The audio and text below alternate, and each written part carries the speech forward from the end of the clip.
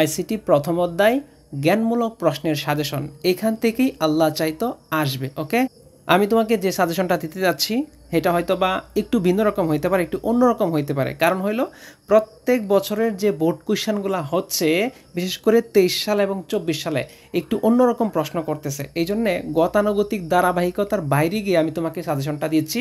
এই সাজেশনটা তুমি সুন্দর করে ফলো করে যাইবা। আমি তোমাকে এখানে উত্তর সহ দিচ্ছি এবং তুমি যখন ভিডিওটা দেখবা তখন রেজুলেশনটা বাড়ায় দেখো, তাহলে তোমার ভিডিওটা ক্লিয়ার দেখাবে। ওকে, তো আমি যেহেতু খাতা কাটি, সেই অভিজ্ঞতা থেকে তোমাকে একটু ভিন্ন রকম সাজেশন দেওয়ার চেষ্টা করছি। ওকে, আচ্ছা, প্রথমেই দেখো আমি সাজেশনের প্রথমেই এখানে বেশ কিছু এব্রিভিয়েশন রেখেছি তোমার জন্যে। শুধুমাত্র যেগুলার মধ্যে স্টার মার্ক দেওয়া, তুমি এই এব্রিভিয়েশনগুলা সুন্দর করে পড়বা। নাম্বার 1 আছে দেখো এখানে এআই, অর্থাৎ আর্টিফিশিয়াল ইন্টেলিজেন্স, এটা সুন্দর করে পড়বা। তারপরে আছে ARPANET, advance research project agency network. Okay, তারপরে দেখো এখানে আছে ওই যে এইটা, যদিও আমি দাগ দেই নাই কিন্তু এটা খুবই সহজ। এই বি মানে হইলো বিজনেস, এই বি মানে হইলো বিজনেস, তাহলে বিজনেস টু বিজনেস। আবার দেখো B2C, সি মানে কাস্টমার, তাহলে বিজনেস টু কাস্টমার। এটা যদি তোমার সিকিউয়ে নাও আসে, কিন্তু MCQ আসার সম্ভাবনা আছে, এই জন্য আমি এখানে এই জিনিসটা দিয়েছি। ওকে, তাহলে এগুলা দেখবা। তারপরে আছে এখানে ক্যাট, তারপরে CAE, অর্থাৎ যেগুলা শুধুমাত্র স্টার মার্ক দেওয়া। এই যে এখান থেকে যেগুলা শুধুমাত্র স্টার মার্ক দিয়েছি, এই জিনিসগুলো তুমি অবশ্যই ভাই অবশ্যই পড়ে যাবা, অবশ্যই পড়ে যাবা। তুমি যেই বোর্ডের হও না কেন এগুলা না দেখে যাও না, এগুলো অবশ্যই পড়বা। আর তোমরা এগুলা থেকে স্ক্রিনশট তুলে নাও। আমি যে সাজেশনটা দিচ্ছি এটা উত্তর সহ দিচ্ছি। তোমাদেরকে কথা দিয়েছিলাম যে উত্তর সহ সাজেশন দিব, একদম A+ মার্কের মতো, এই জন্য আমি উত্তর সহ দিচ্ছি। ওকে, তারপরে দেখো এখানে এই যে IoT এটা পড়বা, তার এখান থেকে পড়বা MMS এটা পড়বা, তারপরে MRI এটা পড়বা, তারপরে হচ্ছে RN এটা পড়বা, তারপরে হলো এই যে BOIP, তারপর BR। দেখো প্রত্যেক বছর যে পরীক্ষাটা হচ্ছে, অর্থাৎ পূর্বে যে পরীক্ষাগুলো হইতো, অর্থাৎ 23 সালের আগে যে পরীক্ষাটা হইতো ওইটা ছিল স্বাভাবিক একটা পরীক্ষা, কিন্তু 23 সাল বলো 24 সাল বলো প্রত্যেক বছরই প্রশ্নটার ক্যাটাগরি একটু মানে উন্নত হচ্ছে আর কি। সেই জন্য আমি সাজেশনটা একটু অন্যরকম দিচ্ছি। তোমরা আবার কিছু মনে করো না যে স্যার এটা কী ধরনের সাজেশন হইলো। ওকে, তাহলে এইটা তুমি ফার্স্ট টাইম পড়বা, হয়ে গেল। ওকে, আমি সুন্দর করে এখানে দিচ্ছি, তুমি স্ক্রিনশট নিয়ে নাও এখান থেকে, রেজুলেশনটা বাড়ায় এখান থেকে স্ক্রিনশট নিয়ে নাও। আমি এই লাল দাগগুলো মুছে দিই, তাহলে তোমার স্ক্রিনশট নিতে সহজ হবে। ওকে, এখন তুমি স্ক্রিনশটটা নিয়ে নাও, শুধুমাত্র স্টার মার্ক যেগুলো আছে এগুলো ভালো করে পড়বা। এবার আমরা সাজেশনে যাই। এই যে দেখো জ্ঞানমূলক যে প্রশ্ন উত্তরগুলো আছে, দেখো আমি সুন্দর করে এখানে সাজিয়ে দিয়েছি। এই যে বিশ্বগ্রাম থেকে যেগুলো দাগ দিয়েছি জাস্ট এগুলো পড়বা। এখান থেকে যে বিশ্বগ্রাম পড়বা, তোমার কাছে মনে হতে পারে স্যার বিশ্বগ্রাম কি আসবে নাকি?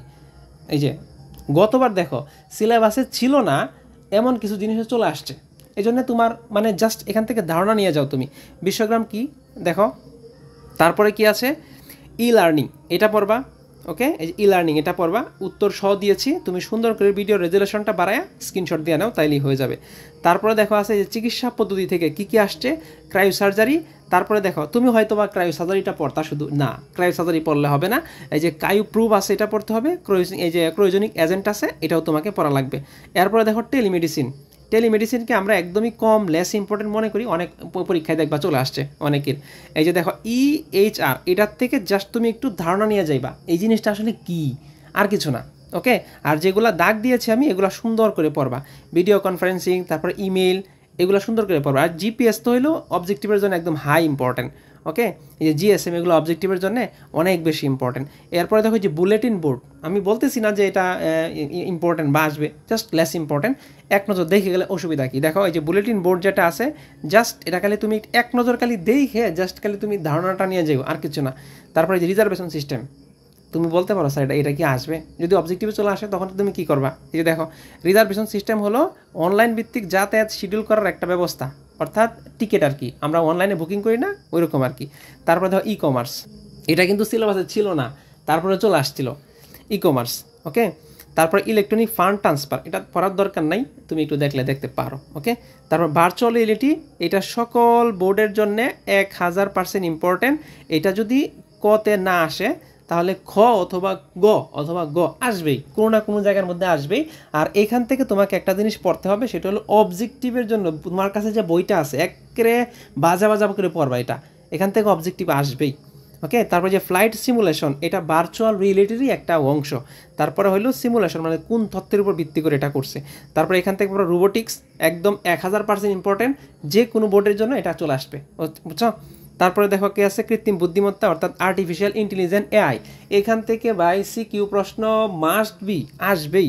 তারপরে যে নিউরাল নেট এটা পড়বা।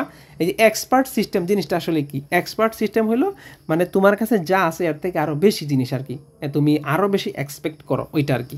তারপরে আছে বায়োমেট্রিক, ওটা পড়বা। তারপরে বায়ো ইনফরমেটিক, এটা পড়বা। সবগুলা জিনিস কিন্তু সুন্দর করে তুমি স্ক্রিনশট দিয়ে নিয়ে নেও, ভিডিও রেজুলেশনটা বাড়ায়া, তাইলেই হবে। ওকে, আর এই যে কিছু জিনিস আছে আনকমন, যদিও আমাদের সিলেবাসে নাই, কিন্তু তোমাকে আমি হাইলি রিকমেন্ড করব এখানে যে পাতাগুলো আছে, এই যে এখানে যে পাতাগুলো আছে, এই যে ব্লক, তারপরে আছে ভাইরাস, তারপরে স্প্যামিং, তারপরে স্পুপিং, তারপরে স্নিপিং, তারপরে ফিশিং, তারপরে হ্যাকিং, সাইবার আক্রমণ, সাইবার চুরি, সফটওয়্যার পাইরেসি, তারপরে প্লেজারিজম। এগুলা যদিও বলতেছে বোর্ডে নাই, দেখা গেল গতবার এই কাম করছে, মানে বোর্ডে ছিল না, মেরে দিছে, বুঝছো। এই জন্য তুমি একবার রিডিং পড়ে যাবে, এটা তোমার কাছে হাইলি রিকমেন্ডেড। ওকে, এইবার দেখো এই যে প্রশ্নগুলো, এগুলো টোটালি আনকমন প্রশ্ন, টোটালি তুমি হয়তো এর আগে দেখো নাই, টোটালি আনকমন প্রশ্ন। এই যে দেখো, এই যে পারসেপটন কী, তারপরে যে নিউরাল নেটওয়ার্ক কী, তারপরে যে মেশিন লার্নিং কী, তারপর ডিপ লার্নিং কী, এগুলো টোটালি আনকমন প্রশ্ন। এই যে দেখো রোবোটিক্স কী, এগুলো টোটালি মানে এটা তো কমন প্রশ্ন। তারপরে দেখো এই যে যেটা ই লার্নিংকে আরও কতভাবে বলা যায়, দূরশিক্ষণ বা ডিস্টেন্স লার্নিং, এটা আর কি। তারপরে স্মার্ট হোম অথবা হোম অটোমেশন, তারপরে সিমুলেশন, তারপরে HMD, এগুলা থেকে জাস্ট খালি একবার পড়ে তুমি খালি কনসেপ্টটা নিয়ে যাইবা পরীক্ষার হলে, তুমি যেন লিখতে পারো। ওকে, তারপরে যে অগমেন্টেড রিয়েলিটি, কম্পিউটার ভিশন, হয়তোবা তুমি এটা আজকেই প্রথম শুনতেছো। এই যে অগমেন্টেড রিয়েলিটি হয়তোবা শুনছো, কিন্তু এটাই যে কম্পিউটার ভিশন, দেখো কম্পিউটার ভিশন হলো এক ধরনের প্রযুক্তি যা কম্পিউটারকে ইমেজ এবং ভিডিও থেকে বিভিন্ন তথ্যটা কী করে থাকে তারা বিশ্লেষণ করতে সক্ষম হয়। তারপরে যে NLP, আমরা প্রথমে অ্যাব্রিভিয়েশন দেখাইছি না, এইখানে আছে NLP, একটু পড়ে নিও। আচ্ছা, তারপরে দেখো কি আছে, জেনেটিক ইঞ্জিনিয়ারিং, তারপরে কি আছে, ন্যানো টেকনোলজি, এরপরে যে হ্যাকিং, প্লেজারিজম, তারপরে ব্লগার, সফটওয়্যার পাইরেসি, এগুলো তো পড়বাই। লাস্টে আছে স্মার্ট হোম, তারপরে ক্যাট, তারপরে মহাকাশ অভিযান, তারপরে লাস্টের দিকে আছে হলো, আচ্ছা এটা হলো আমাদের প্রথম অধ্যায়ের সাজেশন, বুঝছো। এখানে আমি যেগুলা দিয়েছি, বিশেষ করে দাগ দিয়েছি যেগুলা, এই যে হ্যাকিং, এই হ্যাকিং, তারপর প্লেজারিজম, তারপর ব্লগার, তারপরে সফটওয়্যার পাইরেসি, এগুলা ভাই মাস্ট পড়া লাগবে। বুঝতে পারছো কি বলছি? এটা ছিল আমাদের প্রথম অধ্যায়ের সাজেশন। তোমরা সুন্দর করে স্ক্রিনশট নিয়ে নাও, স্ক্রিনশট নিয়ে জিনিসটা পড়ে ফেলো, অথবা তোমার কাছে যে বই আছে বই থেকেও পড়লেও হবে ইনশাআল্লাহ। ওকে, ধন্যবাদ সবাইকে।